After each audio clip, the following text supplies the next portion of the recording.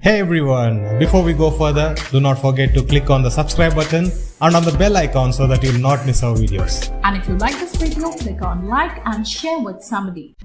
Praise the Lord! My name is Joanna Anaya. I'm here to tell you the story about the prodigal son. Are you all ready to hear the story? Come on! Once upon a time, there's a father. He had two sons. The older son was very hard-working in the farm for his father, but the younger son was very lazy. He didn't want to work, he wanted to have fun. So one day, the younger son asked his father, "Father, give me all the money I have." Then the father got very sad, but still the father gave all the money he had. Then the younger son shifted to another country. They did so many bad stuff. They did smoking and everything bad. One day, the younger son lost all his money and then he had no food, no job. He was searching for a job, but he didn't get any job. One man gave him a job. He said, "Feed the pigs and then I'll give you money." He fed the pigs. And whenever he used to feel hungry, he used to eat the pig's food. After eating all those pigs' food, one day he remembered his father's house. And then he thought, "I'll ask my father's forgiveness." And then he traveled back home. And then the father always used to look if my son is coming or not. If my son is coming or not. But one day, the father saw his son was coming. He got so happy. And then he ran to his son. He kissed his son's neck. He hugged his son. And then he brought him back home. And then he asked his servants, "Servants, get the best robe for my son. And get and ring for his finger. And get some sandals for his feet. And then go and kill the fattest calf. And he'll cook nice food. And let's celebrate." That's how our Heavenly Father loves us. I hope you like the story. Bye! Morning everyone. Today is Father's Day. I'm so excited. My dad is the best in the whole world. And my Heavenly Father loves me too. Let us have a short quiz program to celebrate Father's Day. You have 10 seconds to answer each question. Here is your first question. Who was first father of twin boys who taught us the importance of father's blessings on their children?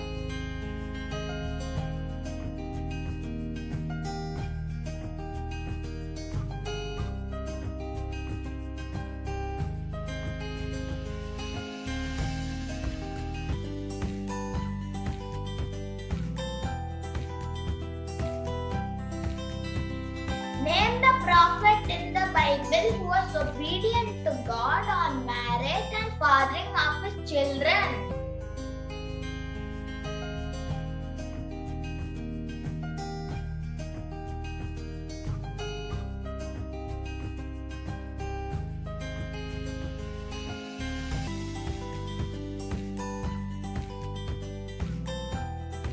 Who is the father of nations who was called a friend of God because of his faith?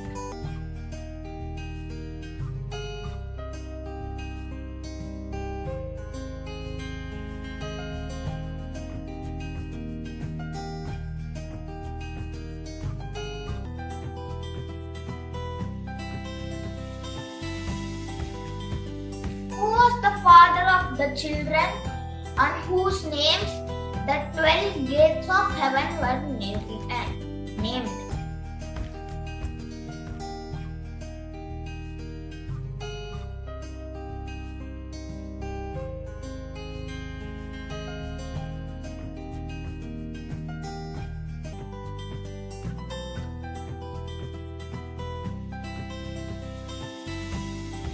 In the parable of the good father, if a son asks for an egg, what would the give him.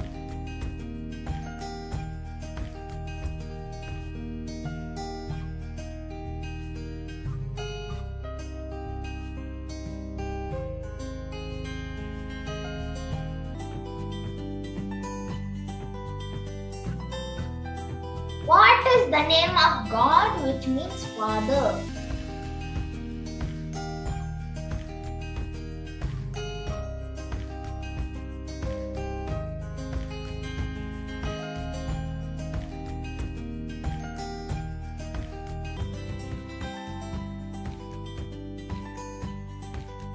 Who was Paul writing to when he wrote, I will receive you and be a father unto you, and ye shall be my sons and daughters, says the Lord Almighty.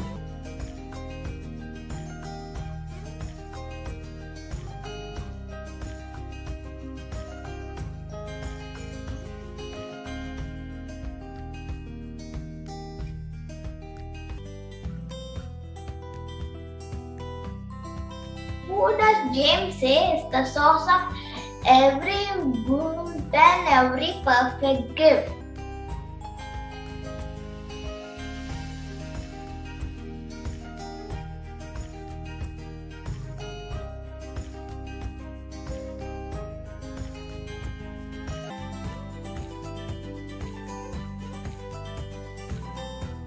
What is the best gift sent by God Almighty to His children on earth?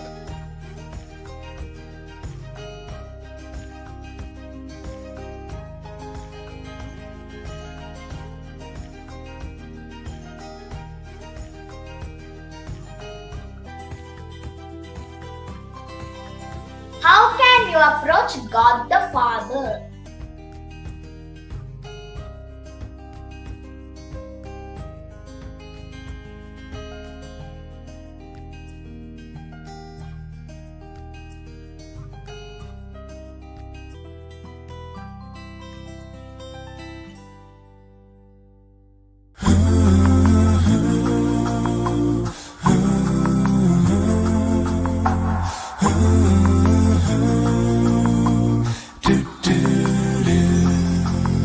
It's not just about the manger where the baby lay.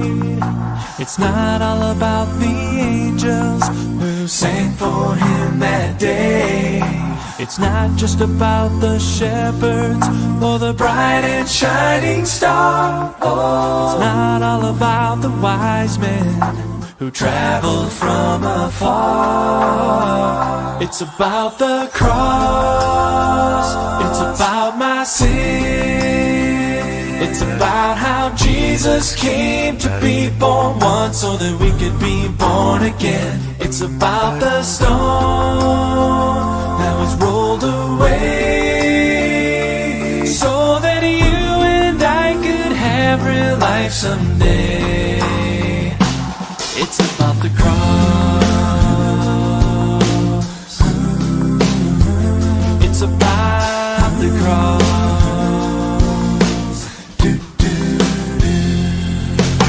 It's not just about the presents underneath the tree. It's not all about the feeling that this season brings to me. It's not just about coming home to be with those you love. It's not all about the beauty in the snow I'm dreaming of. It's about the cross. It's about my sin. It's about how Jesus came to be born once so that we could be born again. It's about the stone that was rolled away so that you and I could have real life someday. It's about the cross.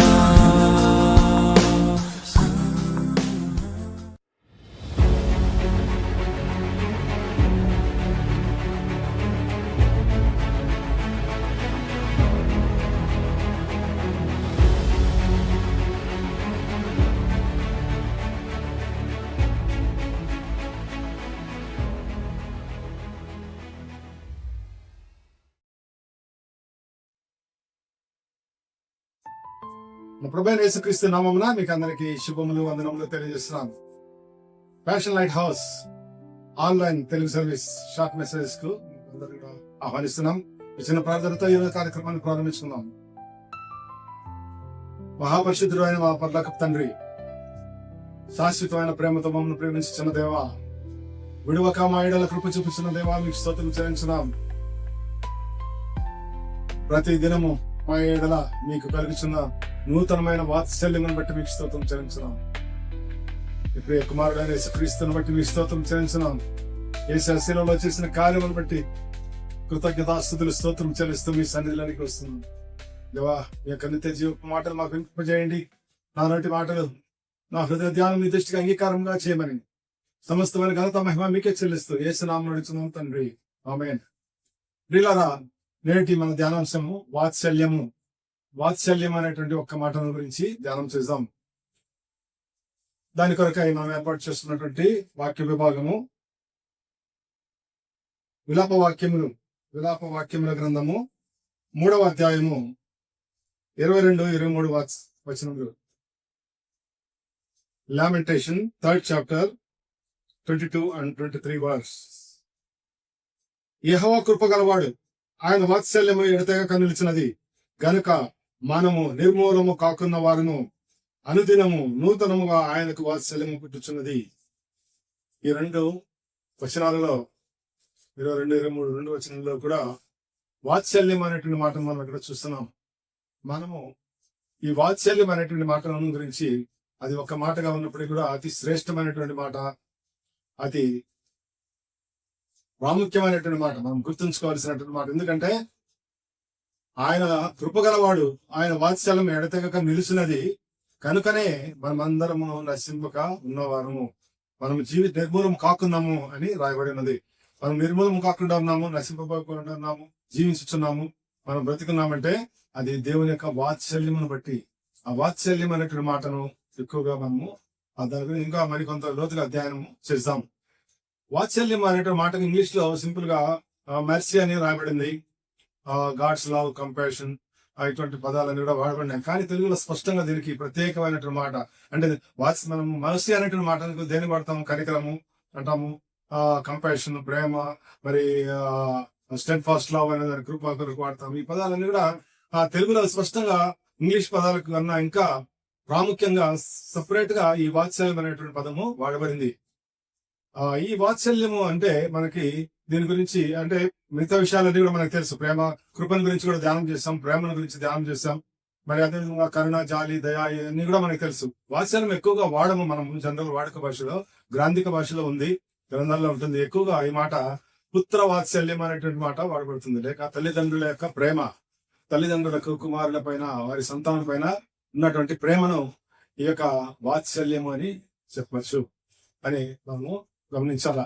మరి ఇటువంటి వాత్సల్యము ఒక తల్లికి, ఒక తండ్రికి తన కుమారుని పట్ల ఉన్నటువంటి ప్రేమ, అది ప్రేమ, దయ, జాలి, కరుణ అన్నిటినీ కలిపినటువంటిది వాత్సల్యము. ఈ వాత్సల్యం గురించి మనము సరిగ్గా అర్థం చేసుకోవాలంటే కొన్ని ఎగ్జాంపుల్స్ చూడాల్సిందే. ఇప్పుడు ఒక తల్లిని గాని మనం గమనిస్తే, వారికి కుమారుడు పుట్టినాక కుమారుడు కుమార్తె గాని మరి ఒక నెల రోజులు చాలా కేర్ఫుల్ గా చూస్తారు. ప్రతి మూమెంట్ ని అబ్జర్వ్ చేస్తారు. ఏడ్చినప్పుడల్లా వైపు చూడటము, మరి అదేవిధంగా కదిలినప్పుడల్లా ఏమన్నా తడి ఉందా, ఏమిటో ఉందా అని చెప్పి వాడు చూడటము, లేకపోతే చలి పుడుతుందా, లేకపోతే వేడిగా ఉందా, చోటు వస్తుందా, అన్ని విషయాలు గమనిస్తుంటారు. అంత శ్రద్ధగా తల్లిదండ్రులు మరి ఆ యొక్క బాలుడు కుమారుడిని లేక కుమార్తెను చూస్తుంటారు. అదేవిధంగా ఇంకా కొంచెం పెద్ద అయినాక మరి ఇంకా ఎక్కువగా శ్రద్ధ, కేర్ ఇంకా డిఫరెంట్ టైప్ లో ఉంటుంది. ఉదాహరణకు ఎంతగా ప్రేమిస్తారంటే మరి పిల్లవాడు ఏదైనా చేసినప్పటికీ అది ఇతరులు అయితే అసహించుకుంటారు, ముట్టుకోవడానికి కానీ లేకపోతే ఆ వాసన కానీ ఇష్టపడరు. కానీ తల్లిదండ్రులు ఏం చేస్తారంటే, తల్లి కానీ ఏం చేస్తుందంటే ఆ పిల్లవాడిని తీసుకొని ముద్దు పెట్టుకొని మరి వారికి డ్రెస్సింగ్ చేసి మంచి వస్త్రాలను ఇచ్చి మరి పరిశుద్ధపరిచి శుభ్రపరిచి మళ్ళీ తీసుకొని వస్తుంది. అది దేవుని ప్రేమ. ఇది అంటే వాత్సల్యమైనటువంటి మాటలో ఈ అర్థం ఉంది. ఈ తల్లిదండ్రుల పిల్లల విషయంలో ఇంతగా, అంటే మామూలుగా చూపే ప్రేమ వేరు, పిల్లలు పెద్ద అవుతుంటే కూడా తల్లిదండ్రుల ప్రేమ ఉంటుంది, మరి అది చివరి వరకు ఉంటుంది, అది దాంట్లో ఎండి లేదు. కానీ ఆ చిన్న పిల్లలుగా ఉన్నప్పుడు మరి తల్లిదండ్రులు చూసేటువంటి ఆ యొక్క ప్రేమ లేక కేర్, కన్సర్న్ అనేటువంటిది మనము ఇమాజిన్ చేయలేము. అది తల్లిదండ్రులకు మాత్రమే తెలుస్తుంది, లేదంటే మనం అర్థం చేసుకున్న వాళ్ళకు అర్థమవుతుంది. ఆ విధంగా మరి యేసుక్రీస్తు ప్రభు మరి మన కొరకై అంతగా మనల్ని ప్రేమించి మన కుమారులని మన కొరకై ఆయన ఈ లోకంలోనికి వచ్చి మన దేవుడు ఎంతో మనం ప్రేమించాడు కాబట్టి తన ప్రియ కుమారుని ఈ లోకంలో పంపించడానికి ఇష్టపడ్డాడు. మరి మరి యెషయా గ్రంథము 66వ అధ్యాయంలో మాటను గమనిస్తే తల్లిదండ్రి ఆదరించినట్లుగా, ఒకరి తల్లి ఒకరిని ఆదరించినట్లుగా నేను మిమ్మల్ని ఆదరిస్తున్నానని రాయిస్తున్నాను. మరి 49వ అధ్యాయంలో చూస్తే మరి స్త్రీ తన బిడ్డను మరచున, స్త్రీ తన కన్న బిడ్డను మరచున, ఆమె మరిచిన మరొకపోయినా నేను నిన్ను మరువను అని స్పష్టంగా దేవుడు చెప్తున్నాడు. కాబట్టి ఆ యొక్క ప్రేమ ఏ విధంగా ఉంది, తల్లి యొక్క ప్రేమ పిల్లల మీద ఏ విధంగా, ఆ విధంగా దేవుడు మన పైన అంత ప్రేమ కలిగి ఉన్నాడు. మనము అపవిత్రమైన పనులు చేసినటువంటి పనులు, మన అసహ్యమైనటువంటి వాళ్ళు మనం ముట్టుకోవడానికి కూడా ఇష్టపడినటువంటి అటువంటి భయంకరమైనటువంటి స్థితిలో, మనుషులకే అసహ్యమనిపించేటువంటి పరిస్థితిలో దేవుడు అతి పరిశుద్ధుడైనటువంటి దేవుడు మరి మనలను స్వీకరించి మనం పరిశుద్ధపరిచి మన శుభ్రపరిచి మరి అంతగా పరిశుద్ధమైనటువంటి ఆత్మతో మనలను నింపుతూ ఉన్నాడు, నడిపిస్తూ ఉన్నాడు. అటువంటిది దేవుని యొక్క వాత్సల్యం. ఆ వాత్సల్యమని బట్టే మనము నిర్మూలనము కాకున్నాము. అంతేకాకుండా ఇంకొక మాట కూడా ఇక్కడ 23వ వచనంలో రాబడిన విలాప వాక్యంలో 3:23లో అదేంటంటే ప్రతిదినము ఆయనకు మన ఎడల నూతనంగా వాత్సల్యం పుట్టుచున్నదని ఉంది. ప్రతిదినము. కాబట్టి మనం దీన్ని జ్ఞాపకం చేసుకోవాలి. తప్పనిసరిగా మనం ప్రతిదినము మనం ఉదయాన్నే లేవగానే మనకి దేవుడు మన ఎడల నూతనమైన వాత్సల్యం చూపిస్తున్నాడు. అందును బట్టి దేవుని స్తుతించాల్సిన వారమే ఉన్నాము. ప్రతి ఉదయమున ఆయన తన కృపతో మనం తృప్తిపరుస్తాడు. మనమంతా దినమంతా సంతోషించినట్లుగా నీ కృపతో మనం తృప్తిపరచమని దావీదు తన కీర్తనలో 90వ కీర్తనలో రాస్తున్నాడు. అదేవిధంగా మనం ప్రతి ఉదయం ఆయన యొక్క వాత్సల్యమును బట్టి మనము జీవించి ఉన్నాము. ప్రతి దినం ఆయనకు నూతనంగా వాత్సల్యం పుడుతుందంట. అంటే గత దినములలో గాని మరి జరిగిపోయినటువంటి విషయాల్లో ఏ విధంగా ఉన్నా గానీ ఈ రోజు మన మీద ఆయనకు నూతనమైనటువంటి వాత్సల్యము కృత మళ్ళీ God renews his mercies everyday అని ఉంది. ఆ మర్సీ అనేటువంటిది ఆ యొక్క కృప కనికరమం అనే దాని మీనింగ్ ఉండొచ్చు. కానీ ఈ వాత్సల్యమును దేవుడు ప్రతి దినము నూతనంగా పుట్టుచున్నాడు. అంత ప్రేమను మనము అర్థం చేసుకోవాలి. ఆ ప్రేమను అర్థం చేసుకోవటమే ఈ మాటల ప్రాముఖ్యత. అందు గురించే ఈ మాటను మనము ఈ దినము ధ్యానం చేస్తున్నాం. ఇంత ప్రేమ ఉంది ఆ వాత్సల్యము అనేటువంటిది. ఆ వాత్సల్యము ప్రతిదినం మన ఎందుకు నూతనంగా కలిసినది. ఆ వాత్సల్యం బట్టి మనము నిర్మూలం కాకున్నాము అనేటువంటి మాటలను మనం హృదయంలో భద్రపరుచుకోవాలి. ఇంకొక ఉదాహరణ మీకు చెప్తాను. అంటే వాత్సల్యం గురించి అర్థం చేసుకోవడానికి ఒక ప్రేమికుడు ఉన్నాడు, ఒక యువకుడు ప్రేమికుడు. వాడు ఒక అమ్మాయి వెంట ఎప్పుడు పడుతున్నాడు, ఎప్పుడు వివాహం చేసుకొని సతాయిస్తున్నాడు. ఆ అమ్మాయి మరి వీడిని ఎట్లా వదిలించుకోవాలని చెప్పి చూస్తుంది. అటువంటి సమయంలో మరి ఒకరోజు వాడు ఏదైనా తెచ్చుకోవాలి విషయంలో తప్పనిసరిగా ఒప్పించాలని చెప్పి బలవంతం చేసి అడుగుతున్నాడు. మనం తప్పనిసరిగా నువ్వు వివాహం చేసుకుందాం, మనం నీకు ఏం కావాలని అది ఇస్తాను, ఎంత మీ కొండ మీద కోతిని కూడా తీసుకొని ఇస్తాను, అని నా ప్రాణం ఇవ్వమంటే ఇస్తాను, ఇట్లాంటివన్నీ చెప్తున్నాడు. అప్పుడు ఆమె ఏమనిందంటే, నువ్వు అయితే ఒక పని, నువ్వు మీ తల్లి గుండెకాయ తీసుకొని వస్తావా? తీసుకొని వస్తాను. వాడు మరి సార్ తీసుకురా, సాయంకాలం 6 లోపల నేను ఇక్కడే ఉంటానని చెప్పింది. ఇంకా వాడు పరిగెత్తుకొని పోయాడు. పోయి వెంటనే మరి తల్లి చూస్తే పండుకొని ఉంది. వెంటనే ఆమెను చంపివేసి ఆమె యొక్క గుండెను తీసుకొని మరి 2 చేతులతో పట్టుకొని పరిగెత్తుకుంటూ వస్తున్నాడు. 2 గంటలు ఎందుకంటే ఈ టైం లోపల తీసుకుని రావాలా. అప్పుడు ఆమె చూసి వెంటనే వెళ్ళిపోవాలి. వాడికి వేరే ధ్యాస ఏం లేదు, మైండ్ అంతా దాని మీద ఉంది. తల్లి తన ప్రాణము ఆమె యొక్క ప్రేమ వాత్సల్యం అన్ని గుర్తులేదు. అటువంటి ఆ విధంగా వాడు అది పట్టుకొని ఆ గుండెను 2 చేతులతో పట్టుకొని పరిగెత్తుతూ వస్తుండగా ఒక రాయి తగులుకొని పడిపోతుంటే బాబు అనేటువంటి మాట వినబడి, అంటే ఇదే మా తల్లి మా స్వరం వినబడుతున్నా అంటున్నాడు. నాయన జాగ్రత్త, పడిపోతావు అని అతని చేతిలో ఉన్నటువంటి ఆ యొక్క తల్లి హృదయంలో నుండి ఈ మాటలు వస్తున్నాయి. అప్పుడు వాడు అయ్యో ఒక నిమిషం చలించిపోయి మరలా చూసుకుని టైం అవుతుందని పట్ల పెట్టుకొని పోయాడు. పోయేసరికి ఆ అమ్మాయి అక్కడ వెయిట్ చేస్తుంది. నేను అనుకున్న సాధించాను ఈ రోజు అని చెప్పి సంతోషంగా పోయి దిగో మా తల్లి గుండె అని చూపిస్తున్నాడు. ఎంతో రక్తం కారుతుంది. ఆమె ఒక్కసారి స్టన్ అయిపోయింది. నిజంగా చంపేసినట్టున్నాడు, లమ్మని చంపేసినట్టున్నాడు అని చెప్పి ఆమె షాక్ అయిపోయి పెద్దగా అరిసి, దుర్మార్గుడా, ఎంత పని చేశాను నువ్వు, నాకు వద్దుపో, ఎందుకంటే నీ అమ్మనే చంపావంటే రేపు నన్ను చంపుతావు దేని కొరకైనా, అటువంటి వాడు నాకు వద్దని చెప్పి ఆమె గట్టిగా అరుచుకుంటా పారిపోయింది. వీడికి ఏం చేయాలో అర్థం కాల. వీడు ఒక పక్క లమ్మని చంపేశాడు, ఒక పక్క వాడు ఎవరి కోసం అయితే చంపాడో ఆమె పారిపోతుంది. వీడి చేతిలో గుండె ఉంది. అది ఏం చేయాలో అర్థం కాదు. భయపడుకుంటా మరి చాలా విచారంతో తిరిగి తీసుకొని వచ్చాడు. తల్లి దగ్గరికి వచ్చి అభినందన పెట్టాడు. మళ్ళీ బతకాలని చూస్తే ఆమె బతకాలని చనిపోయింది. కాబట్టి ఇక్కడ ఇది ఒక సంఘటన మాత్రమే. ఈ సంఘటనలో ఆ తల్లిని చంపి ఆ తీసుకెళ్తున్నటువంటి గుండె ఆ హృదయంలో నుండి వచ్చినటువంటి ఆ మాటలు, ఆ బాబు లేక వాళ్ళ యొక్క కుమారుడు మరి ఎక్కడ పడిపోతుందో ఎక్కడ దెబ్బతగులుతుందో అనేటువంటి ఆ యొక్క ప్రేమ, దానిని మనం వాత్సల్యం అంటాం. పిల్లల పట్ల మరి తల్లిదండ్రులకు కలిగేటువంటి ఆ యొక్క స్పందనను లేక ఆ యొక్క అనుభూతిని, ఆ యొక్క ప్రేమను, ఆ కరుణ, జాలి వాటిని కలిపినటువంటి ఆ వాత్సల్యం మనం వాత్సల్యం అని వాడతాం. ఇది ఎందుకు చెప్పానంటే, దేవుడు యేసుక్రీస్తు ప్రభువు కూడా మనలను ప్రేమించాడు. తనని అందరూ అంగీకరించిన వారందరికీ ఆయన తన పిల్లలకు ఆయనకి అధికారం ఇచ్చిన ఉంది. ఆయన మనమందరము యేసుక్రీస్తు ప్రభు యొక్క పిల్లలము. మరి మన కొరకై ఆయన ప్రాణం పెట్టాడు.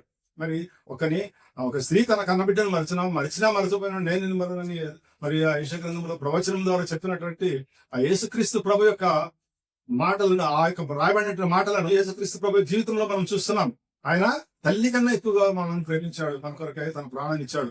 ఇక్కడ ఈ జరిగినటువంటి ఎగ్జాంపుల్ ఒక ఉదాహరణలో మనం చూసినట్లుగా, ఆ సంఘటనలో చూసినట్లుగా ఆ పిల్లవాడు అతని తల్లిని చంపడము అకస్మాత్తుగా చంపేశాడు. ఆ చంపుతున్నాడనే విషయం ఆమెకు తెలియదు. అయినప్పుడు కూడా మరి ఆ హృదయము స్పందించింది. మరి ఇక్కడ మన యేసుక్రీస్తు ప్రభువును చూస్తే, యేసుక్రీస్తు ప్రభువును తను చంపబోతున్నారని తెలుసు, యేసయ్యకు తెలుసు. అదే విధంగా యేసయ్యను హింసించి చంపారు. చాలా మంది హైందవ సోదరులు ఆ యొక్క దృశ్యాలను చూసినప్పుడు, ఆ ప్యాషన్ ఆఫ్ క్రైస్ట్ అనేటువంటి చిత్రంలో కానీ ఇంకా కొన్ని చిత్రాల్లో కానీ ఆ దృశ్యాలను చూసినప్పుడు వాళ్ళు ఏమంటారంటే, ఇట్లా చనిపోయే బదులు ఒకసారి చంపేయచ్చు కదా, ఎందుకు అంత బాధ పెట్టేది అని అంటారు. కానీ ఆ విధంగా చిత్రహింసలు పెట్టి చంపటము, ఆ విధంగా అవమానము, ఆ బాధను, కష్టాన్ని, ఆ యొక్క రక్తమును కార్చటము, ఇవన్నీ కూడా మన కొరకే అని మనం తెలుసుకోవాలా. అది దేవుని యొక్క వాత్సల్యము.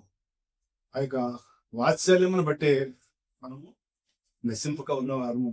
మరి యేసుక్రీస్తు ప్రభు శిలువలో చేసిన కార్యం గురించి యెషయా 53వ అధ్యాయంలో విపులంగా వర్ణించాడు. అన్ని ప్రవచనాలు, ప్రతి మాట కూడా నెరవేర్చబడింది.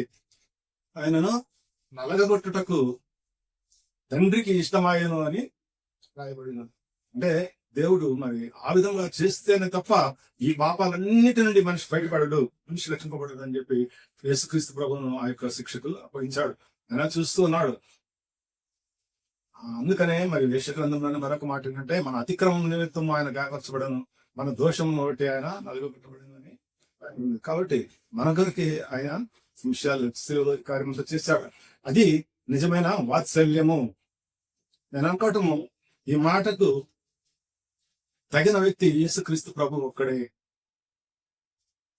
యేసుక్రీస్తు ప్రభువుకు ఉన్నటువంటి ఆ వాత్సల్యము, ఆయన చేసినటువంటి కార్యము, ఆ వాత్సల్యము నిరూపించడానికి ఆయన చేసినటువంటి కార్యము మరి ఎవరు కూడా చేయలేదు. కాబట్టి ఆ యొక్క వాత్సల్యము మనం అర్థం చేసుకొని మనం దేవుని ఎంతగానో ప్రేమించవలసిన వారమే ఉన్నాము. దేవుణ్ణి గణపరచవలసిన, స్తుతించవలసిన వారమే. ప్రతి ఉదయం కూడా ఆయనకు మన ఎడల నూతనంగా వాత్సల్యం కూర్చున్నది. కాబట్టి మనం కూడా ప్రతి ఉదయం ఆయన వాత్సల్యము గుర్తు చేసుకోవాలి. అందుని బట్టి దేవుడు మనం ఎంతో సంతోషిస్తారు. ఎందుకంటే ఒకరు మంచి పని చేస్తున్నారు, ఒకరి కొరకు చేస్తున్నారంటే ఆయన మన కొరకు మంచి పని చేస్తున్నాడని మనం గమనిస్తే అప్పుడు మనకి వారి వీటిలో గౌరవం, ప్రేమ కలుగుతుంది.